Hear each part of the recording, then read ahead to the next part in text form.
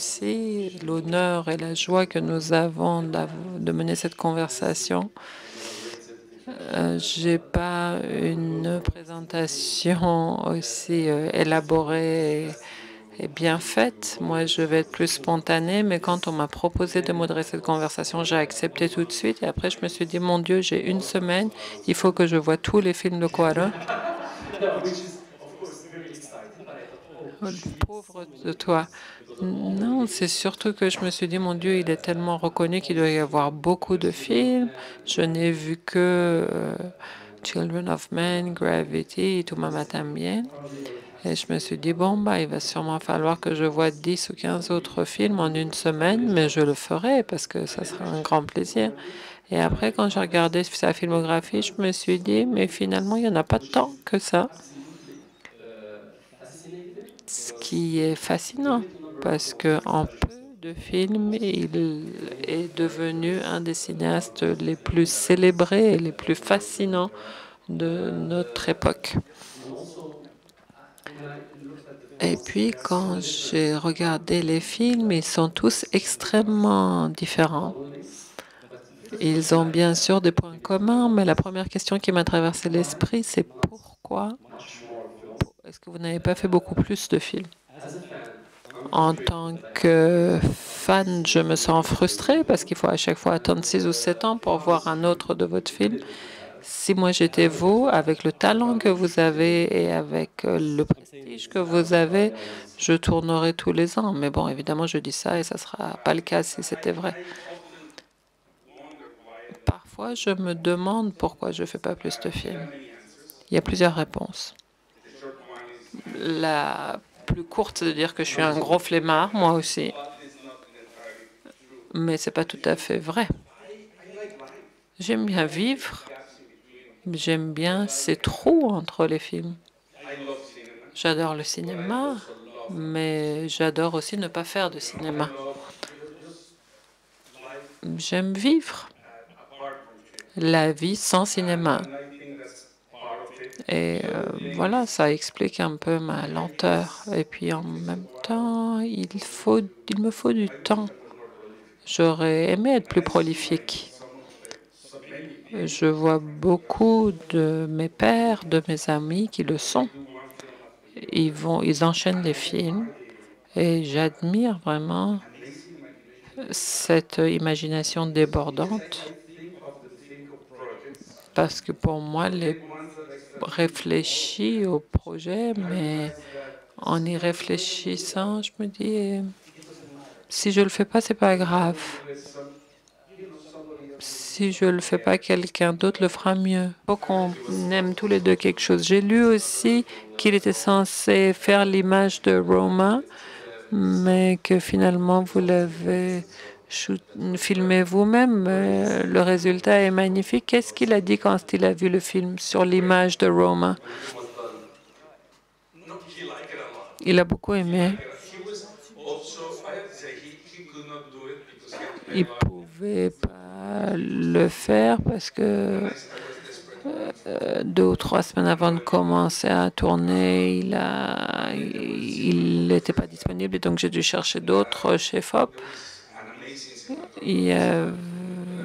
J'allais avoir un génial chez FOP, mais il aurait fallu qu'on se parle en anglais, mais il fallait que ce soit en espagnol parce que c'était vraiment quelque chose de très primaire et personnel pour moi.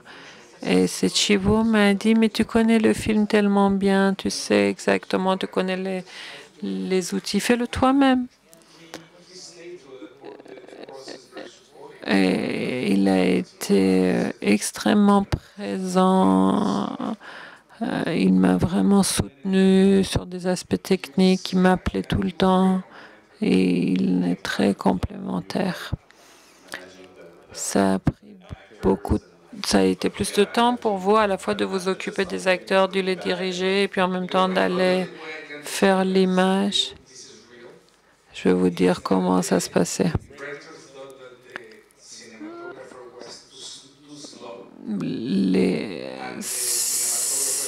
Le cinéaste trouvait le chef-op trop long, trop lent et le chef-op trouvait que le cinéaste était un gros con. Ah oui, d'accord, vous êtes devenu schizophrène. Oui, c'est un peu ça. Merci de parler de Ko Chang-chuk. Je suis aussi hongroise. C'est impressionnant d'être un cinéaste qui connaît les différents cinémas du monde, mais aussi de connaître, d'avoir une connaissance de la littérature, de la peinture. Quelle est cette importance-là? Moi, je vois du Garcia Marquez chez vous, donc quelle importance ça a pour vous d'avoir cette connaissance générale et aussi quelle conscience avoir de la situation politique et sociale? Peut-être que ma question n'est pas très claire. Bon, je connais des cinéastes qui sont complètement ignorants et qui sont quand même de très grands cinéastes. Mais pour moi, ça, c'est la vie, c'est pas une question de cinéma. C'est la façon dont on se nourrit de la musique, de la peinture, de la littérature. Ça vous enrichit. Plus que les écoles de cinéma, je pense que ce qui vous forme le plus, c'est l'histoire du cinéma. Et quand je parle de l'histoire du cinéma, c'est le monde. Le développement du cinéma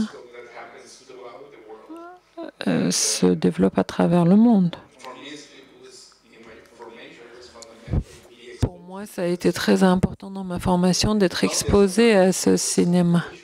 C'est avant tout un immense plaisir.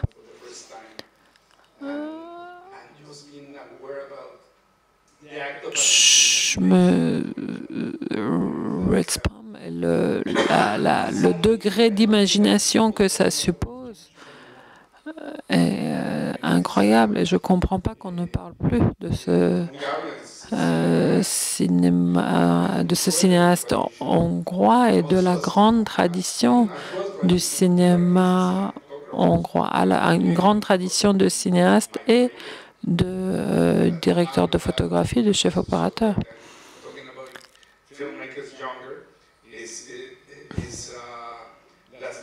Et à propos des plus jeunes, Laszlo Nemes fait un travail formidable aujourd'hui.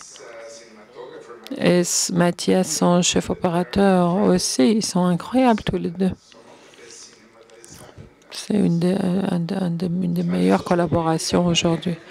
Et pour ce qui est de la dimension sociopolitique, là aussi, certains cinéastes s'en fichent complètement de leur environnement sociopolitique et ils font de très beaux films que j'aime beaucoup. Moi,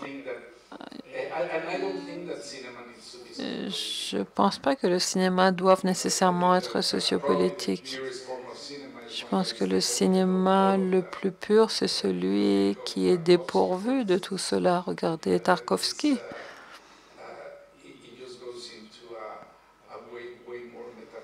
Il opère à un niveau beaucoup plus métaphysique. Mais encore une fois, tout dépend de la démarche de chaque cinéaste.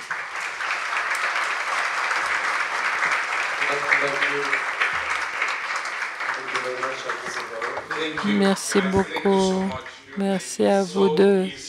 C'était extrêmement agréable et simple, et encore plus avec ce public. C'était un plaisir. Merci beaucoup.